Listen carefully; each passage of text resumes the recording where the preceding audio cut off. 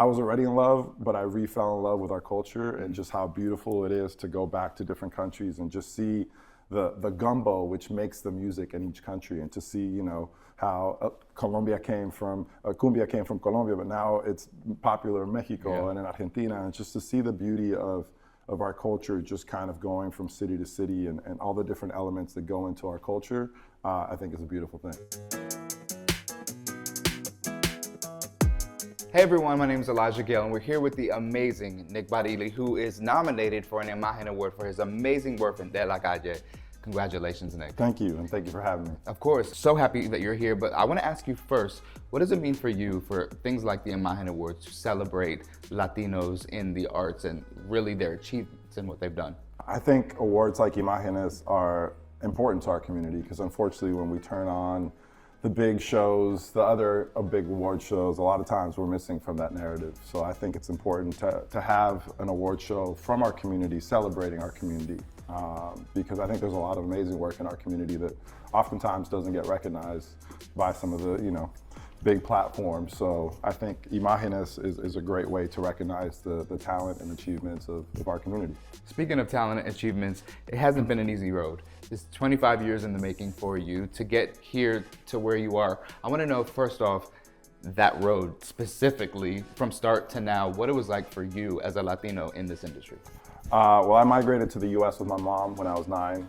She actually got a Fulbright scholarship for journalism. So journalism is in my DNA. My grandfather was a journalist. My mom is a journalist. So I didn't really know that was going to be my lane until when I turned 18, I became undocumented.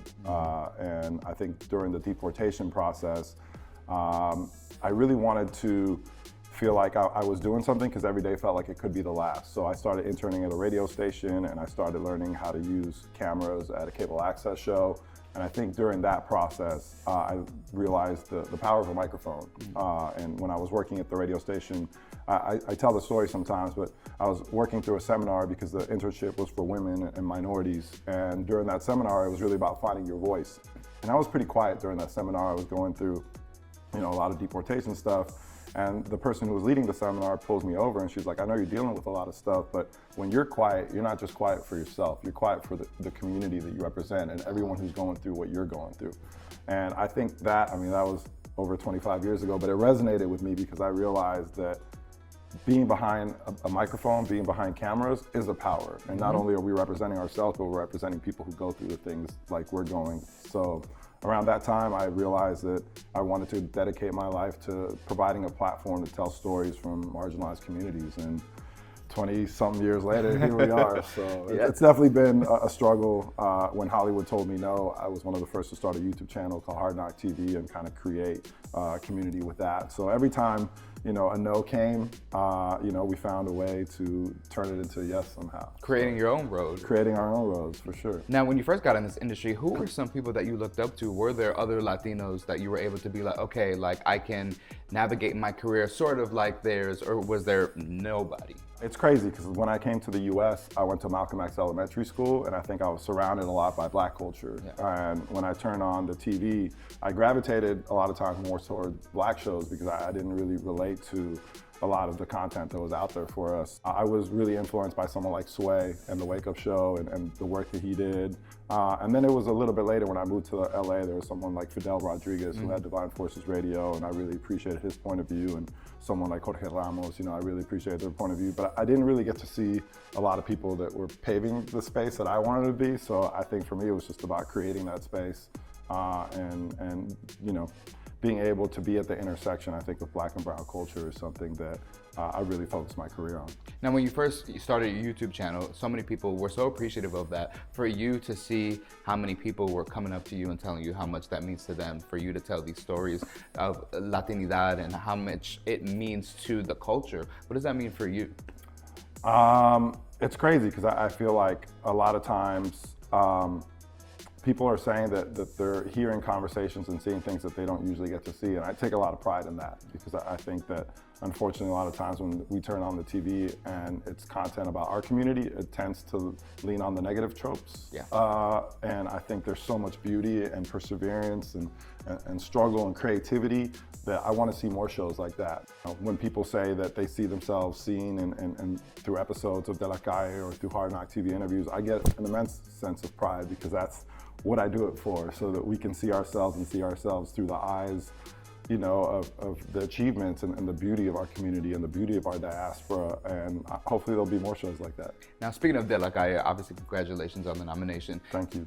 Where did the idea for De La Calle come from? Like, talk to me about the curation of it. How did it all happen? Well, I've been a music journalist for the last 25 years, and I felt like covering hip hop a lot of times I wasn't seeing a lot of our contributions, the Latino contributions and our stories, and it started off as a documentary wanting to highlight those, the Latino and Latina contributions to hip hop.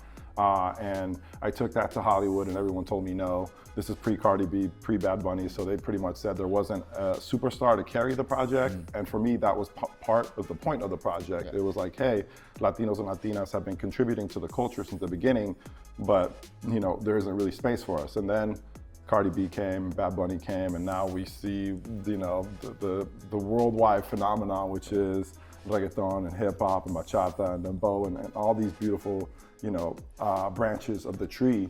But for me, it really came from a space of wanting to tell our stories and wanting to use music as a conduit to let people get to know the diaspora of the Latino experience. I feel like there's so much beauty in understanding how, you know, an experience from a Puerto Rican is different than Mexican, is different than a Cuban, is different from Colombian, and I wanted people to kind of get to see that, and what better way to tell those stories than through music. Have artists like Fat Joe and Nori reached out to you and like talked to you about like the curation of that? Well, yeah, Fat Joe and Nori are featured in the New York episode.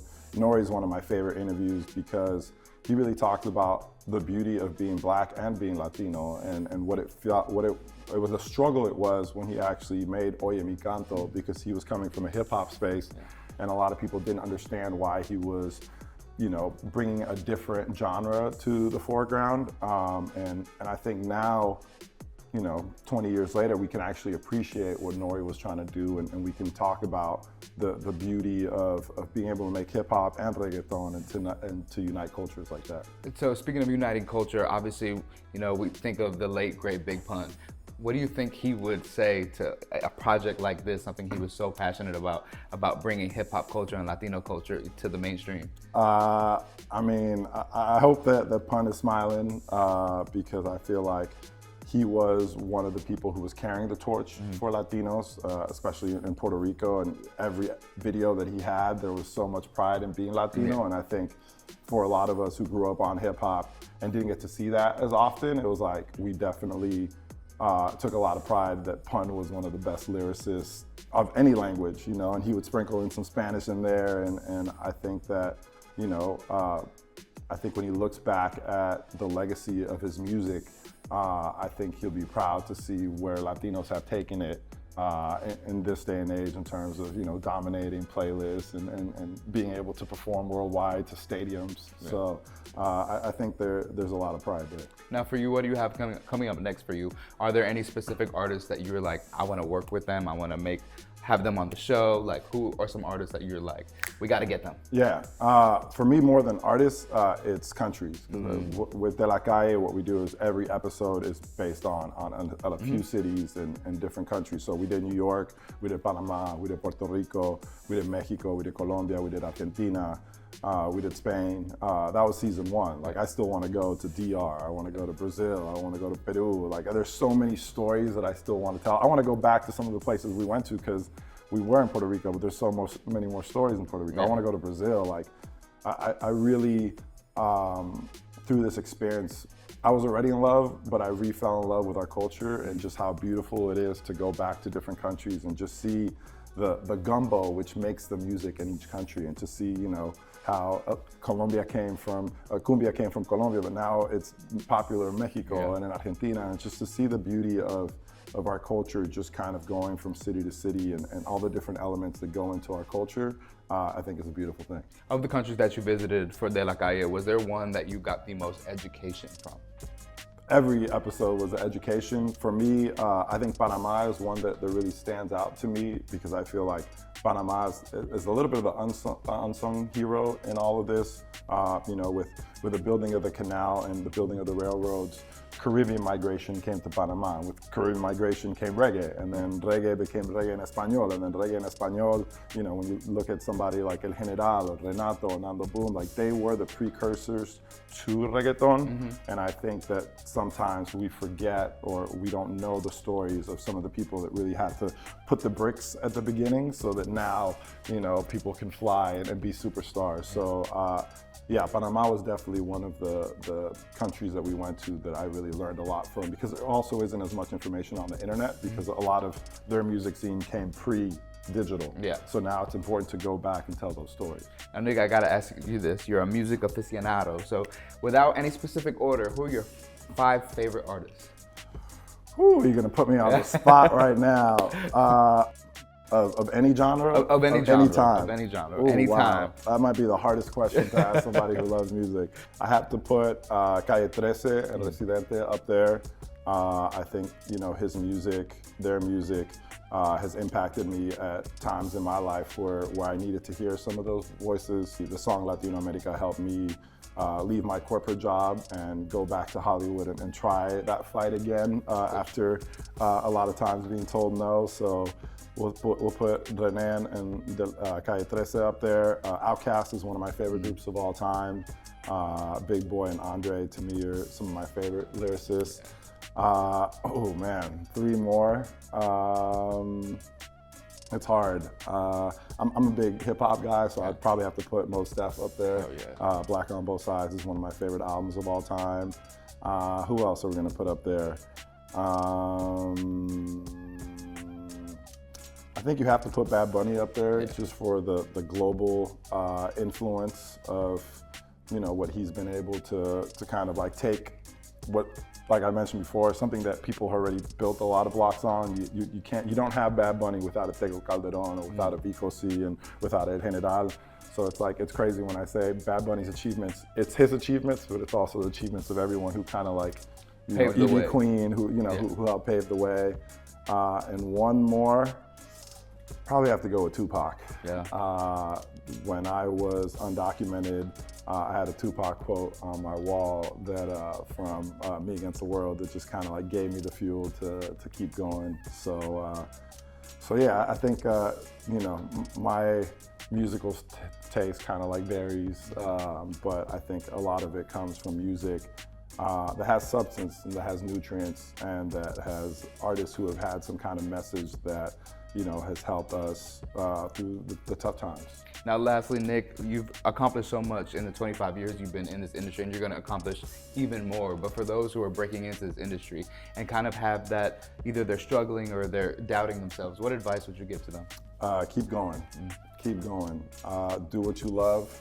Yeah, I think for me, I just took one step at a time. And when Hollywood told me no, I was turned to this thing called YouTube at the time that had cat and dog videos, and like no one knew what it was about, and didn't even have like advertisements on there yet because they didn't know how to monetize on the platform. And I just started interviewing people that I loved. And when I interviewed Kendrick Lamar, like it wasn't the Kendrick Lamar we know now. When I interviewed J. Cole, it wasn't the J. Cole. When I interviewed Nipsey, like I took chances on artists that were coming up that I believed in and had something to say. So I would just tell people to, a lot of people ask me like, how do you break into what you do? And I'm like, go interview people in your neighborhood. Go interview people in your community. Like, build with the people that are coming up so you can create a movement together. A lot of times people are like, well, how do I get to interview Kendrick Lamar? I'm like, Kendrick Lamar's a big star now. He doesn't do a lot of interviews. But I was like, find out like who is doing music, around you that you can sit down with and you can support, whether you're a music video director or you're a journalist, or like, there's so many different ways to get involved in entertainment. It doesn't necessarily have to be the people sitting on here. There's also people in the studio, whether they're publicists or cameramen. So I think there's a lot of different ways that people can get involved in entertainment. And I would just say, just do it, whether sometimes it might be an internship, it's like when I broke in, I was putting up Beyonce posters and Nas posters and Crenshaw and like a bunch of like different record stores, and that's kind of how I got my, my foot in, and I was getting people coffee and I was doing that, but I was a sponge. I was learning what was going on, and then I was able to apply that to what I wanted to build. So I would say keep going. It's not easy. You have to love what you're gonna do. It's gonna be, for me, it was a lot of nights where I was up all night editing videos and prepping for interviews. But if you love what you do and you keep going, eventually you'll get there. It took me 25 years to sell my first TV show, so I'm not gonna say it's easy, but like if you love what you do and you're persistent and you keep doing it, one day you're gonna look back and be like, whoa, that was pretty cool. Like I got to be part of a lot of amazing moments in music, and I think that you just got to keep going. Nick, congratulations, and we can't wait for season 2. We can't wait to see what's next, the countries that you go to next, the artists that you get. It's just so exciting. Like, congratulations. Thank you. Thank you for having me on here. Thank you so much, Nick. And don't forget, the Imagen Awards are September 8th.